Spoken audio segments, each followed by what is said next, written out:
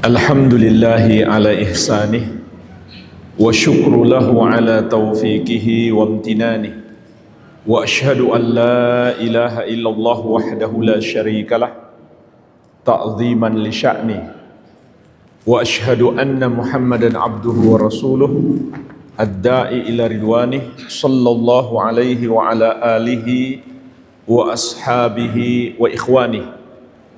Amma ba'd. Kaum muslimin wal muslimat yang saya cintai dan saya muliakan, rahimani wa rahimakumullah. Semoga Allah Subhanahu wa taala senantiasa mencurahkan rahmatnya kepada kita sekalian. Sesungguhnya waktu kehidupan kita sangatlah singkat. Tidak lama lagi kita semuanya akan pergi meninggalkan kehidupan dunia ini. Namun sayangnya jemaah sekalian, banyak orang yang tidak menyadarinya. Akan tetapi kelak di hari kiamat, semua akan menyadari betapa singkatnya kehidupan dunia. Allah Subhanahu wa taala mengingatkan ini di dalam banyak ayat. Di antaranya dalam surat An-Nazi'at ayat 45-46. Innama anta munziru man yakhshaha. Sesungguhnya engkau wahai Muhammad hanyalah dapat mengingatkan kepada orang yang takut akan hari kiamat. Ka'annahum yawma yarawnaha lam yalbathu illa ashiyatan aw duhaha. Kelak di hari kiamat, maka seakan-akan tidaklah mereka memandang kehidupan dunia ini kecuali seperti hanya tinggal sejenak di waktu sore atau waktu duha. Seakan-akan tidaklah mereka tinggal di kehidupan dunia kecuali hanya seperti melalui waktu sore atau waktu duha. Setiap hari berlalu waktu sore begitu cepat. Setiap hari berlalu waktu duha begitu cepat. Maka kelak di akhirat, kata Allah, manusia baru menyadari ternyata kehidupan dunia itu sangat singkat, karena sudah dibandingkan dengan akhirat yang kekal abadi. Seakan-akan di dunia kita hanya melewati sesaat waktu sore atau sesaat waktu duha. Begitu pula Allah ingatkan di surat Yunus ayat ke-45. Wa yawma yahsyuruhum ka'allam yalbathu illa sa'atan minan nahari yata'arafuna bainahum. Ingatlah hari ketika Allah mengumpulkan manusia di hari kiamat. Maka ketika itu seakan-akan tidaklah mereka tinggal di dunia kecuali hanya melewati satu saat di siang hari untuk sekedar saling mengenal di antara mereka. Jadi ini ayat lain Allah gambarkan perumpamaan kehidupan kita di dunia hanya seperti melewati waktu sesaat di siang hari. Sayangnya jemaah sekalian, banyak orang tidak menyadari betapa singkatnya kehidupan dunia ini kecuali ketika kehidupan dunia sudah habis, sudah berlalu. Oleh karenanya Rasulullah SAW pernah berpesan, kun fid dunya ka'annaka gharibun au abiru sabilin. Jadilah engkau di kehidupan dunia seperti orang asing atau seperti musafir. Inilah hakikat kehidupan kita di dunia. Kita semuanya di sini hanya pendatang. Tidak ada penduduk asli di dunia ini. Kita semuanya pendatang. Kampung kita yang sebenarnya adalah tempat ayah kita Adam berasal, yaitu surga. Sayangnya, tidak semua orang yang bisa pulang kampung. Ada yang tersesat ke neraka. Maka Nabi SAW berpesan, jadilah engkau di dunia ini seperti orang asing atau seperti musafir. Artinya, kita selalu berusaha menyiapkan diri untuk perjalanan panjang setelah kematian. Karena kita semuanya harus kembali ke kampung halaman, maka kita harus mempersiapkan diri. Sampai suatu hari jemaah sekalian, Rasulullah SAW bangun dari tidur beliau. Sahabat melihat di tubuh beliau ada bekas tikar kasar yang digunakan Nabi SAW untuk tidur. Itulah kasur beliau. Maka para sahabat mencoba untuk menawarkan kepada beliau kasur yang empuk. Karena rasa cinta para sahabat kepada Nabi Muhammad SAW, mereka tidak rela melihat beliau tidur di atas tikar yang kasar. Kalau beliau bangun, membekas di tubuh beliau. Mereka mencoba menawarkan kasur yang empuk. Apa jawaban Nabi Muhammad SAW? Beliau bersabda, "Ma ana wa malid dunya, mali wa malid dunya, ma ana fid dunya illa karakibin istadalla tahta syajaratin thumma raha wa tarakaha." Ada urusan apa aku dengan dunia ini? Maksudnya jemaah sekalian, kalian gak usah khawatir. Dunia ini bukan masalah bagiku. Bagaimanapun keadaan hidupku, bukan suatu masalah. Kalau kita sedikit kekurangan uang, sedikit kekurangan harta, hati kita gelisah, gak tenang, gundah gulana. Tapi Rasulullah SAW, beliau tidak merasa itu sebagai masalah. Hanya kasur yang empuk, beliau mengatakan, itu tidak penting bagiku. Kalian gak usah khawatir. Karena yang ada di hati Nabi SAW, bagaimana kembali ke surga, bagaimana masuk surga. Itu yang mendominasi hati beliau, bukan kesenangan dunia. Lalu beliau mengatakan, "Ma ana fid dunya illa karakibin." Tidaklah aku di dunia ini kecuali hanya seperti seorang musafir. Istadalla tahta syajaratin, yang mampir sejenak di bawah sebuah pohon, summa raha wa tarakaha, kemudian beristirahat sebentar, lalu kembali melanjutkan perjalanan. Itulah jemaah sekalian perumpamaan hidup kita. Di dunia ini hanya seperti musafir yang mampir sebentar di bawah sebuah pohon untuk sekedar beristirahat sejenak. Tidak lama dia pergi meninggalkan pohon itu. Maka itulah perumpamaan kehidupan kita di dunia. Jemaah sekalian,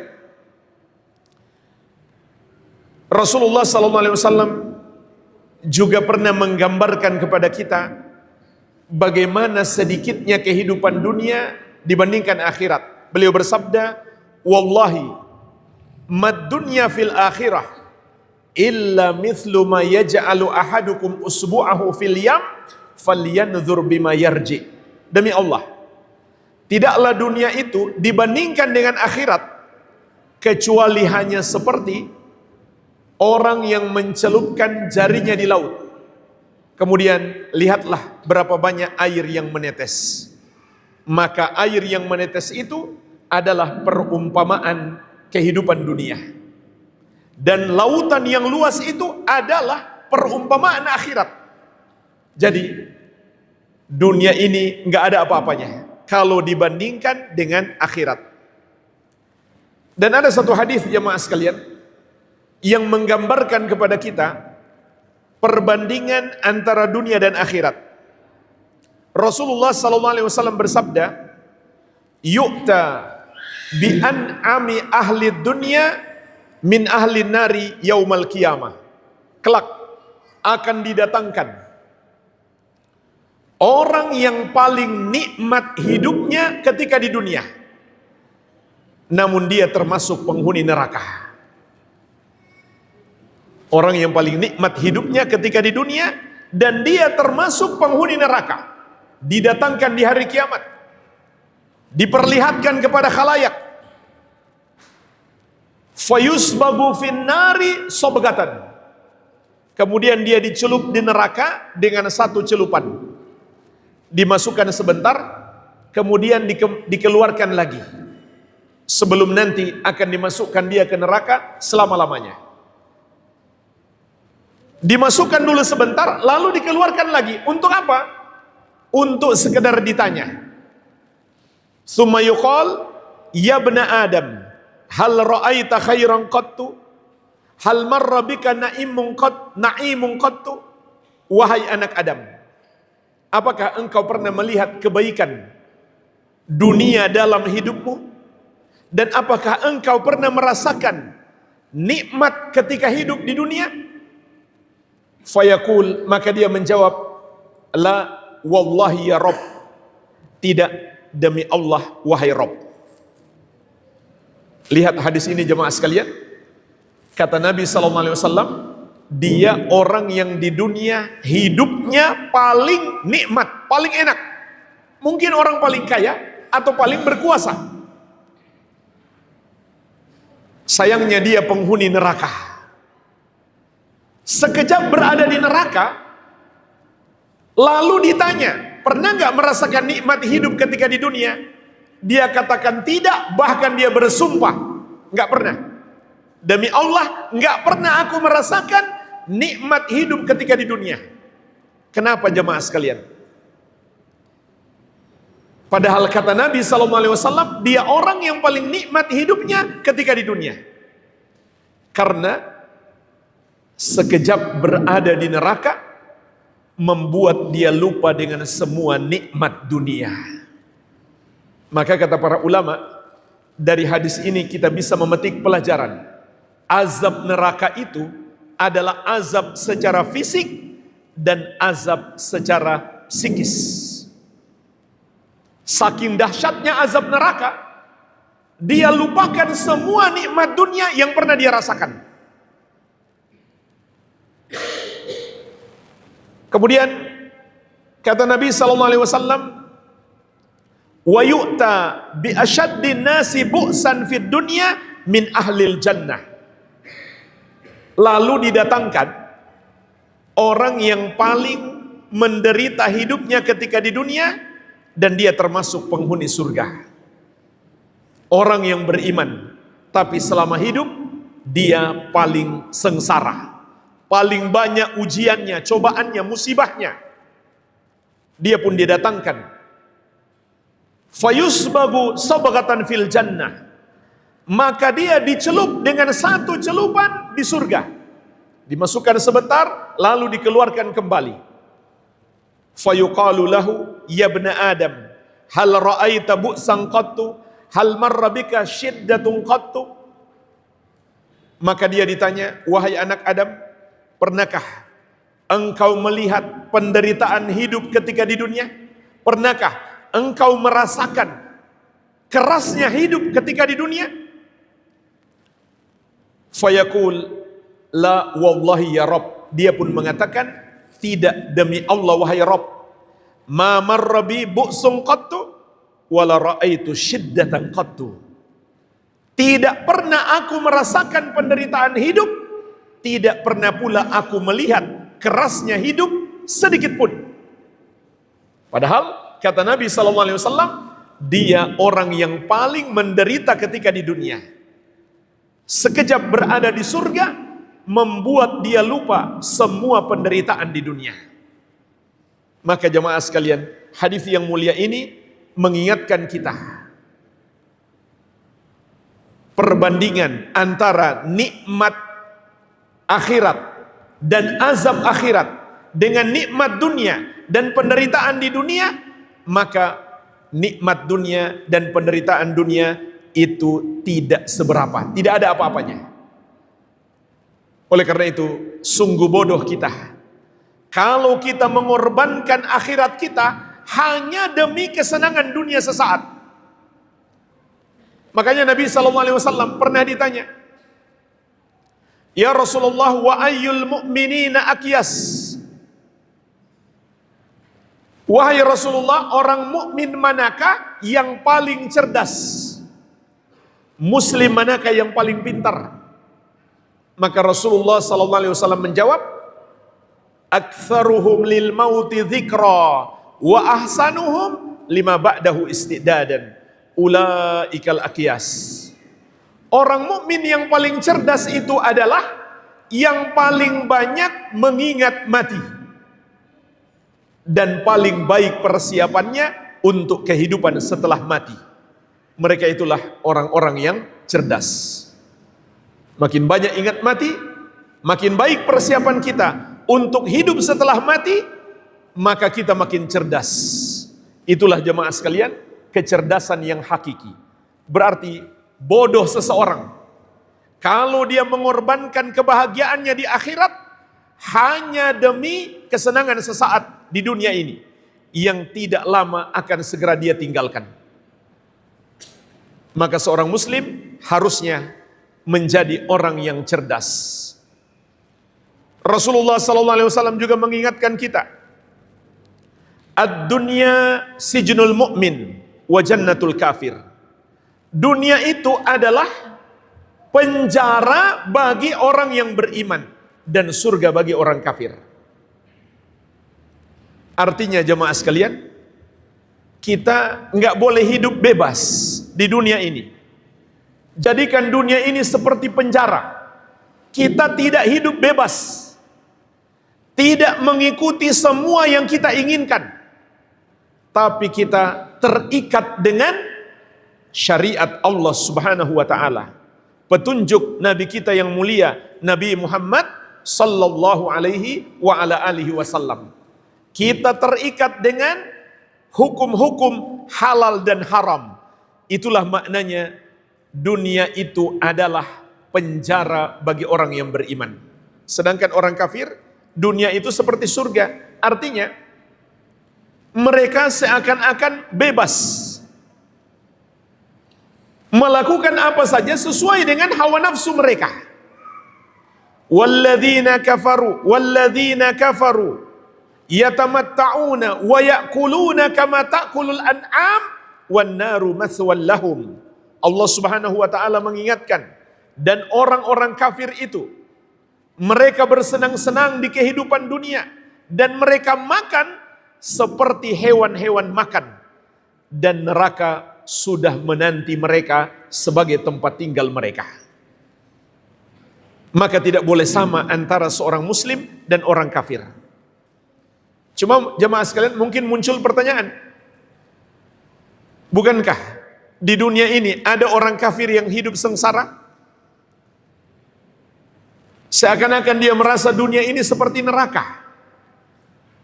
Ada pula sebaliknya, orang beriman yang hidup penuh dengan kenikmatan karena dia punya harta yang melimpah misalkan. Maka jemaah sekalian, tetap saja hadis ini berlaku. Dunia itu penjara bagi orang beriman. Sebab meskipun dia punya harta yang melimpah, dia tidak boleh bebas menggunakan hartanya. Dia hanya boleh menggunakan hartanya pada apa yang Allah halalkan. Dia tetap terikat dengan hukum-hukum halal dan haram. Sedangkan jamaah sekalian, orang kafir yang di dunia ini menderita, maka kalau dibandingkan dengan penderitaannya di akhirat, sebenarnya di dunia dia berada di surga. Sebab penderitaannya di dunia tidak ada apa-apanya dibandingkan penderitaannya kelak di akhirat. Sehingga hadis ini juga tetap berarti, tetap bermakna. Meskipun orang kafir di dunia hidup seperti di neraka. Tapi jika dibandingkan nerakanya di dunia dengan nerakanya di akhirat, maka nerakanya di dunia pantas disebut surga. Karena penderitaannya di dunia tidaklah seberapa dibandingkan penderitaan di akhirat. Sebagaimana dalam hadis yang telah kita sebutkan tadi. Sekejap berada di neraka sanggup membuat dia lupa dengan semua kenikmatan dunia. Allah Subhanahu wa taala mengingatkan kita 4 waktu penyesalan. Jangan sampai datang waktu penyesalan ini baru kita menyadari kesalahan. Saat itu penyesalan, kesadaran, taubat sudah tidak berarti.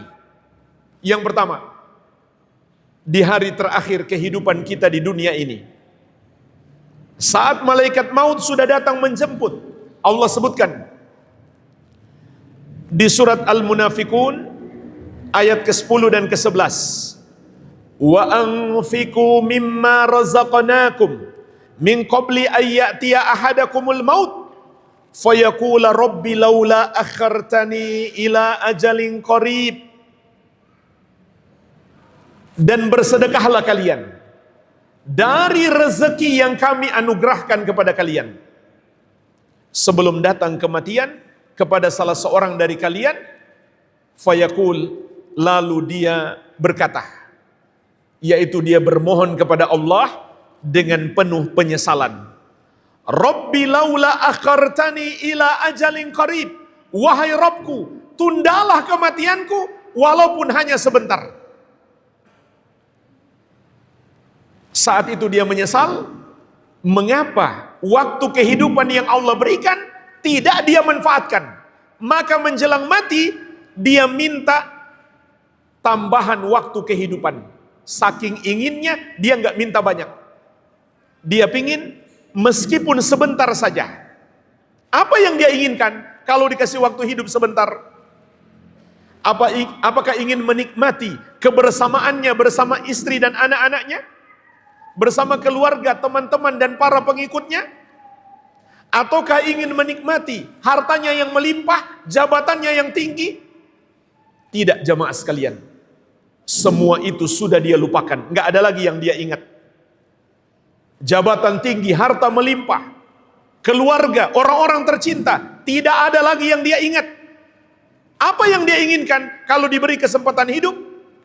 Fa asaddaqa wa akum minas solihin, agar aku bisa bersedekah dan aku termasuk orang-orang yang beramal soleh. Maka ayat ini juga mengingatkan kita secara khusus keutamaan bersedekah. Jangan sudah mau mati baru mau sedekah. Bersedekahlah dari rezeki yang Allah berikan kepada kita. Begitu pula beramal soleh. Inilah yang disesali orang ini. Kenapa dia tidak manfaatkan waktu kehidupan untuk bersedekah dan melakukan amal soleh? Pertanyaannya jemaah sekalian, apa itu amal soleh? Amal soleh itu adalah amalan yang terpenuhi padanya 2 syarat. Kalau tidak terpenuhi salah satunya, maka itu bukan amal soleh. Dan tidak akan diterima oleh Allah Subhanahu wa ta'ala. Allah hanya menerima amal soleh. Syarat yang pertama, kita lakukan dengan ikhlas. Apa itu ikhlas? Dalil-dalil Al-Quran dan Sunnah menjelaskan cakupan ikhlas ada 2. Cakupan yang pertama,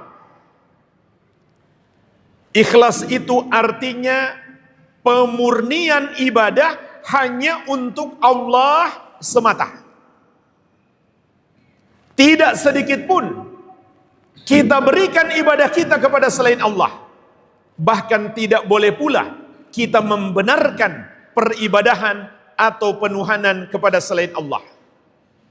Kalau kita mempersembahkan ibadah kita kepada selain Allah, atau kita membenarkan penuhanan atau peribadahan kepada selain Allah, berarti kita nggak ikhlas. Makna ikhlas ini jamaah sekalian yang ada di dalam surat Al-Ikhlas. Kenapa surat Al-Ikhlas, Qul huwallahu ahad, dinamakan surat Al-Ikhlas? Padahal di dalamnya tidak ada kata-kata ikhlas.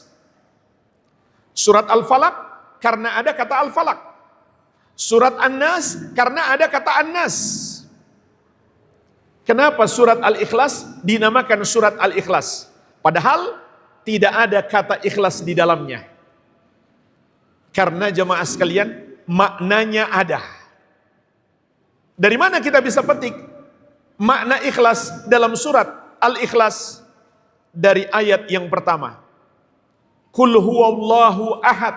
Katakanlah, dialah Allah yang Maha Esa. Imam At-Tabari rahimahullah dalam tafsir beliau menjelaskan, yang dimaksud Allah yang Maha Esa adalah hanya Dia yang berhak disembah. Hanya Dia yang boleh diibadahi dan diakui sebagai Tuhan, pemilik seluruh ibadah para hamba. Semua yang disembah selain Dia tidak benar. Inilah makna ikhlas. Kita murnikan ibadah kita hanya untuk Allah semata. Kalau kita tidak murnikan hanya untuk Allah, kita berikan kepada selainnya, maka itu disebut dosa syirik, dosa terbesar. Kenapa ibadah harus kita ikhlaskan, kita murnikan untuk Allah? Karena kalau seseorang berbuat dosa syirik, ibadahnya terhapus. Sebagaimana firman Allah, la in asyrakta la yahbatanna amaluka. Kalau kamu berbuat syirik, terhapuslah amalanmu. Cakupan ikhlas yang kedua adalah ikhlas dalam niat kita ibadah, kita semata-mata mengharapkan balasan dari Allah. Sebagaimana Allah sebutkan ucapan orang-orang yang ikhlas di dalam Al-Quran. Innama nut'imukum liwajhillahi la nuridu minkum jazaa'a wala syukura. Kami memberi makan kepada kalian demi wajah Allah. Kami tidak menginginkan dari kalian balasan, tidak pula sekedar ucapan terima kasih. Makna ayat ini jemaah sekalian, orang yang beriman itu ketika dia beramal, semata-mata dia harapkan balasan dari Allah. Tidak sedikit pun dia harapkan balasan dari makhluk atau sekedar pujian makhluk. Apa yang dia harapkan? Dalam ayat dikatakan wajah Allah. Maksudnya apa?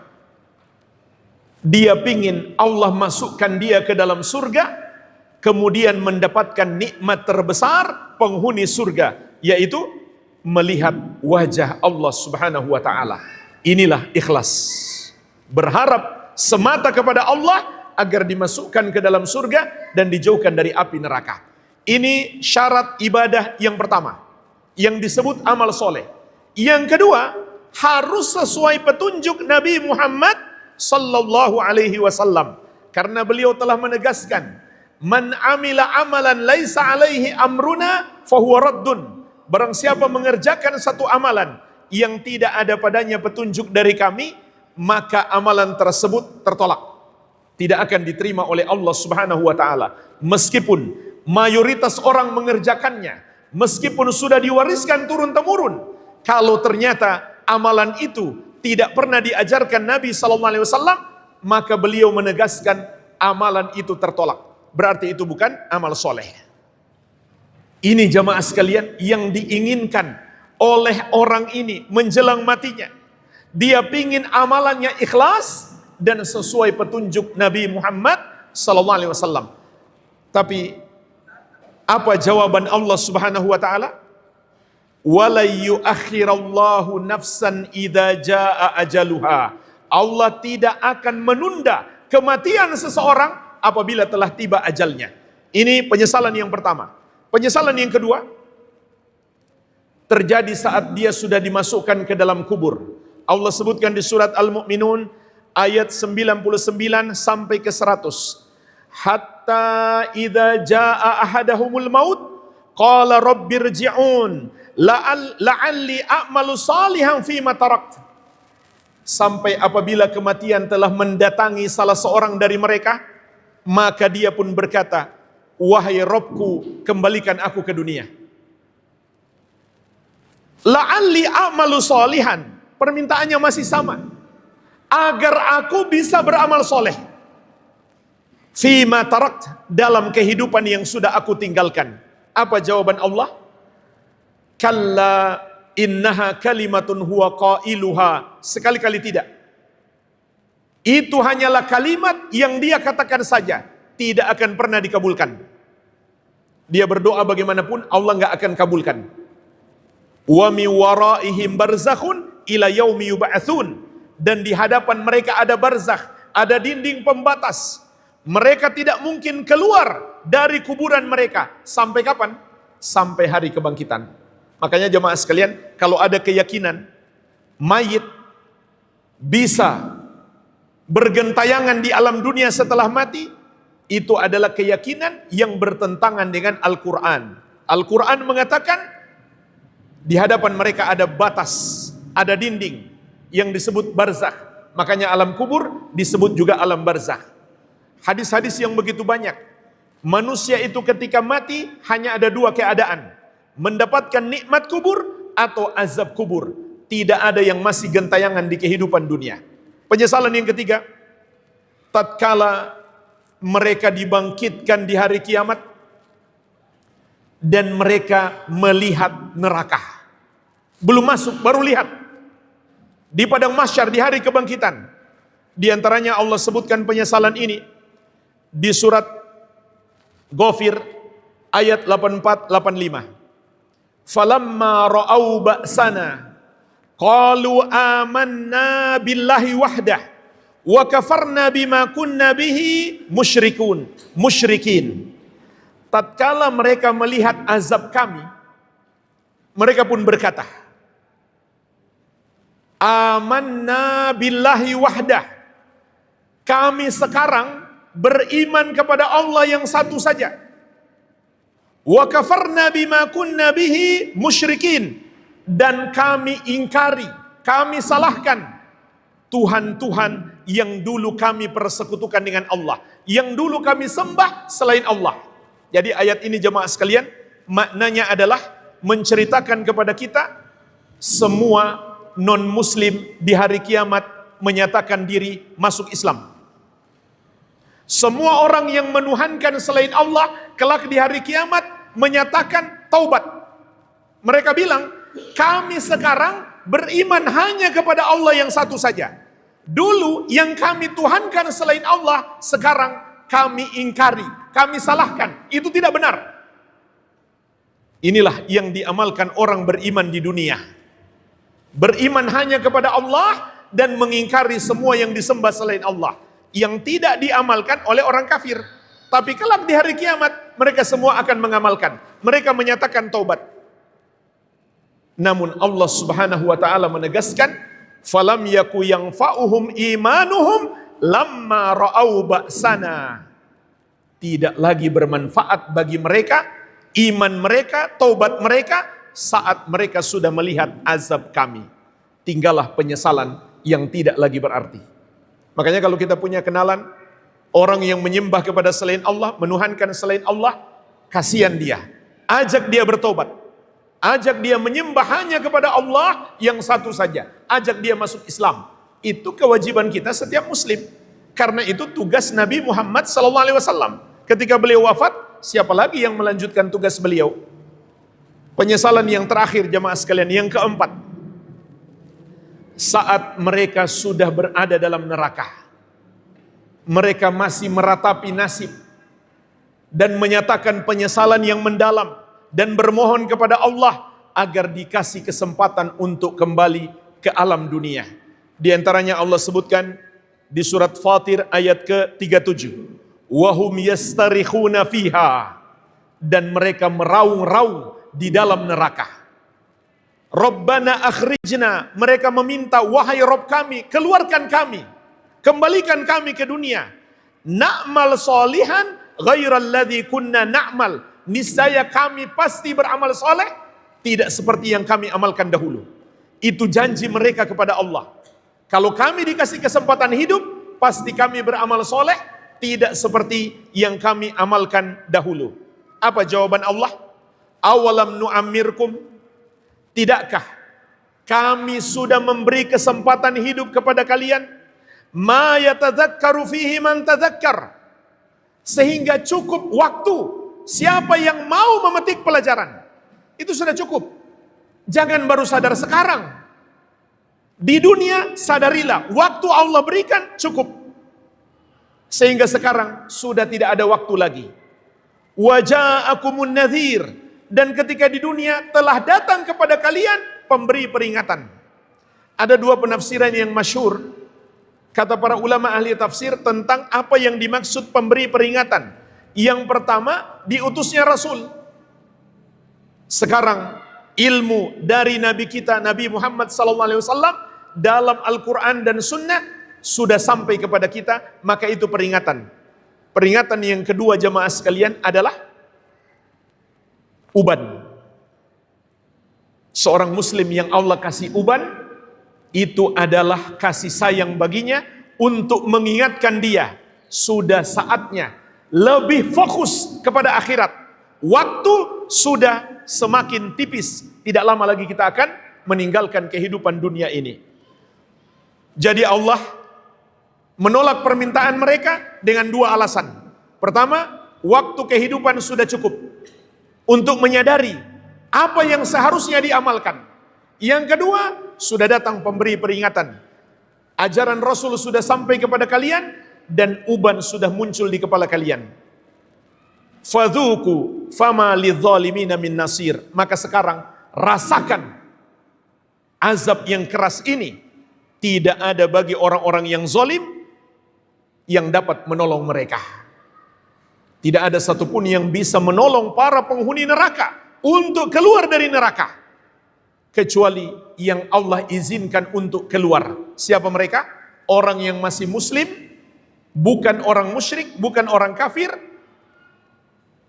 Setelah selesai azabnya di neraka, karena dulu di dunia dia melakukan dosa-dosa besar, maka dia dikeluarkan lalu dimasukkan ke dalam surga. Sedangkan orang-orang musyrik akan kekal di dalam neraka selama-lamanya. Sebagaimana Allah tegaskan, innal ladzina kafaru min ahlil kitabi wal musyrikina fi nari jahannama khalidina fiha ulaika hum syarrul bariyah. Sesungguhnya orang-orang kafir yang berasal dari dua golongan. Yang pertama ahlul kitab, Yahudi dan Nasrani. Yang kedua al-musyrikin, semua orang musyrik, orang yang menyembah, menduakan Allah, menyembah kepada selain Allah, menuhankan selain Allah atau menduakan Allah. Tempat mereka di neraka Jahannam, khalidina fiha, mereka kekal di dalamnya. Ulaika hum syarrul bariyah, mereka itulah seburuk-buruk makhluk. Maka jemaah sekalian, peringatan-peringatan yang begitu banyak di dalam ayat Al-Quran dan hadis Nabi SAW sudah sangat cukup bagi kita. Jangan sampai kita termasuk orang-orang yang menyesal di 4 waktu penyesalan ini. Inilah yang bisa saya sampaikan. Lebih dan kurangnya saya mohon maaf. Yang benar itu datangnya dari Allah, yang salah dari kebodohan kami dan dari syaitan. Kita mohon ampunan kepada Allah. Subhanakallahumma wa bihamdik, asyhadu an la ilaha illa anta, astaghfiruka wa atubu ilaik. Sallallahu ala nabiyina Muhammadin wa alihi wasallam. Walhamdulillahi rabbil alamin. Wassalamu alaikum warahmatullahi wabarakatuh.